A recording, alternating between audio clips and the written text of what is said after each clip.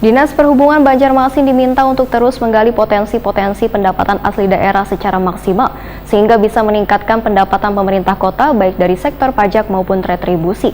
Sedangkan pendapatan yang menjadi primadona di Dinas Perhubungan Banjarmasin ini adalah dari segi parkir, karena masih ada pajak maupun retribusi parkir nang kada dipungut.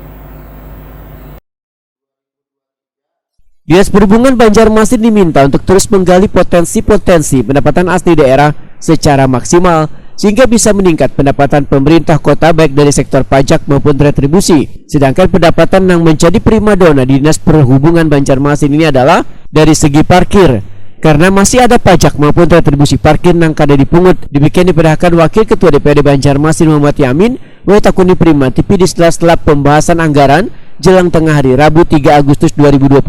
Politisi Partai Gerindra ini menegaskan perparkiran adalah salah satu sumber pendapatan yang ada di kota Seribu Sungai ini. Kita harus secara rasional juga, dan kawan-kawan anggaran juga harus secara rasional juga bisa menerima apa yang SKPD disampaikan sebenarnya. Namun beberapa catatan yang disampaikan oleh para anggota badan anggaran, baik pimpinan dan anggota, mereka juga ingin data-data itu semua akan disampaikan.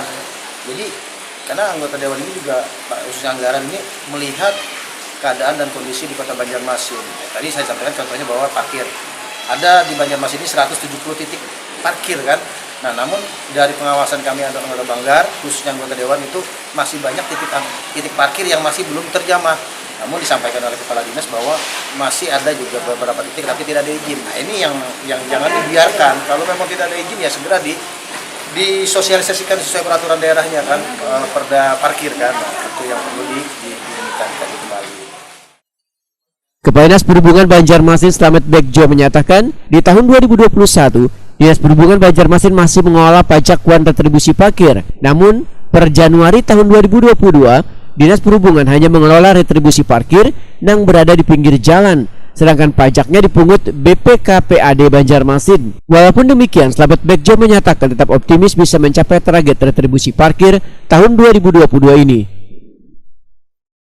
Kebanyakan lokasi yang ada itu dipajak. Contoh rumah makan punya halaman itu pajak, bukan retribusi. Kami hanya yang di pinggir jalan. Itu yang kenapa tahun 2022 alokasi kami sedikit karena pajak sudah beralih ke BPKPAD. Targetnya berapa detik sendiri pada 2022 untuk ditarik retribusi? Target lebih 4,2 ya. Dari berapa titik Pak? 4,2 tuh Pak? Titik yang resmi 170-an. 170. Ini ada beberapa titik yang akan kita resmikan untuk menambah sampai ada dari sisi retribusi. Sampai pertengahan Agustus ini sudah tercapai berapa persen Pak untuk parkir?